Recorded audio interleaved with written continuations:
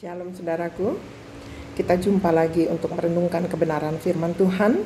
Kali ini saya ambil dari 1 Raja-Raja 22 dan 2 Raja-Raja 1 dalam sebuah kisah Raja Ahazia. Ahazia adalah anak Ahab yang kemudian menjadi raja Israel menggantikan Ahab ayahnya.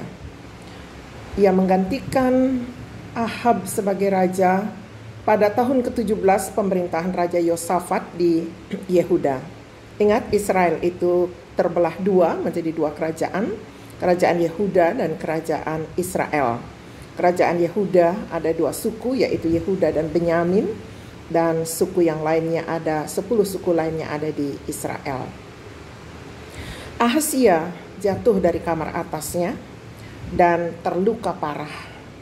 Lalu ia menyuruh utusannya untuk pergi ke Ekron, menanyakan kepada Baal Zebub, Allah Ekron, apakah ia dapat sembuh dari luka-lukanya. Pada saat yang sama, malaikat Tuhan berkata kepada Elia untuk pergi menemui utusan Ahazia tersebut dan berkata, "Di Israel ada Allah. Mengapa kamu pergi meminta petunjuk kepada Baal Zebub Allah Ekron itu? Karena engkau melakukan hal itu, Tuhan mengatakan, engkau tidak akan bisa bangun dari tempat tidurmu. Engkau akan mati." Kemudian Elia pergi. Utusan Ahazia kembali dan memberitahukan hal ini kepada Ahazia. Mereka berkata, "Ada seorang yang menemui kami dan ia berkata demikian, di Israel ada Allah. Mengapa kamu mengirim utusanmu meminta nasihat kepada Baal Zebub, Allah Ekron itu? Karena hal itu maka engkau tidak akan bisa bangun lagi dari tempat tidurmu, engkau akan mati." Kemudian Ahazia mendengar hal ini, ia bertanya, "Apa ciri-ciri orang yang menemui kamu itu?" Utusan itu menjawab, "Orang itu memakai pakaian yang berbulu dan ikat pinggang kulit." Oh, Ahazia tahu. Itu adalah Elia, katanya. Kemudian Ahazia tidak berhenti di situ. Ia menyuruh seorang pegawainya untuk pergi dan 50 utusan lainnya menyertainya untuk menemui Elia yang sedang duduk di atas bukit.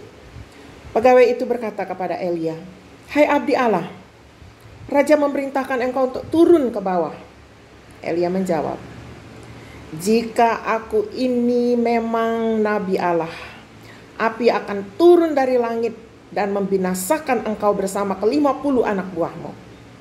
Kemudian turunlah api dari langit dan membinasakan pegawai itu dan ke-50 anak buahnya. Ahazia tidak berhenti. Ahazia menyuruh lagi untuk kedua kalinya pegawai lainnya disertai juga 50 anak buah lainnya. Pesannya sama, meminta agar Elia turun dari bukit sesuai dengan perintah raja. Elia menjawab, "Jika aku ini memang Nabi Allah, api akan turun dari langit dan membinasakan engkau bersama ke-50 anak buahmu." Kemudian turunlah api dari langit dan membinasakan pegawai itu dan ke-50 anak buahnya. Saudara, Ahazia tidak berhenti. Kali ini dia mengutus untuk ketiga kalinya pegawai lainnya disertai juga 50 anak buah lainnya, namun dengan sikap yang berbeda. Utusan ini berlutut di hadapan Elia sambil bermohon, katanya, "Ya Nabi Allah, izinkanlah hidupku dan ke-50 anak buahku mendapatkan penghargaan dari engkau. Api telah turun dari langit membinasakan kedua pegawai terdahulu bersama ke-50 anak buahnya. Tetapi sekarang kasihani dan biarkanlah kami hidup." Saudara, terjadi keajaiban. Malaikat Tuhan langsung berkata kepada Elia, "Ikutlah pergi bersama dengan mereka. Jangan takut padanya." Jadi Elia ikut pergi menghadap Raja Ahazia bersama dengan pegawai dan 50 orang utusannya. Elia berkata, "Inilah yang dikatakan Tuhan, di Israel ada Allah. Mengapa engkau mengirim utusan-utusanmu untuk bertanya kepada Baal Zebub, Allah Ekron?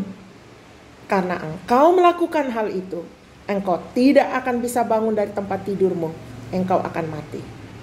Saudara, Ahazia mati sesuai dengan perkataan Tuhan melalui Nabi Elia. Ahazia tidak mempunyai anak, jadi Yoram dari kerajaan Yehuda menggantikannya sebagai raja. Yoram adalah anak Raja Yosafat yang memerintah di Yehuda. Pelajaran apa yang bisa kita petik dari kisah ini? Yang pertama, jika kita mengalami kesukaran, kesulitan, sakit, penyakit, atau apapun, jangan pernah bertanya kepada Allah lain. Perbuatan itu sangat dibenci oleh Tuhan. Yang kedua, ketika kita meminta pertolongan dari pelayan Tuhan, adakah sikap kita penuh hormat padanya? Perhatikan ketika utusan ketiga kalinya datang kepada Elia, mereka bersujud dan bermohon dengan penuh hormat. Yang ketiga, langsung sampaikan masalah kita kepada Tuhan. Ia adalah Allah yang siap mendengar dan menjawab kita. Jangan pernah pergi ke seorang pintar, ke ahli nujum menanyakan nasib, ke dukun-dukun mencari kesembuhan dan sebagainya. Carilah Tuhan. Yang keempat, ini penting. Sebagai pelayan Tuhan, adakah kita terus-menerus menguji diri sama seperti Elia? Ketika ia berkata, jika aku ini benar nabi Tuhan, biarlah api dari langit membakar kamu. Turunlah api dari langit dan membakar mereka. Adakah firman yang kita sampaikan terbukti dalam hidup kita dan terbukti dalam hidup orang lain? Ini penting. Sebagai pelayan Tuhan, update diri. Dan yang kelima, pengganti raja selalu diambil dari keturunan raja.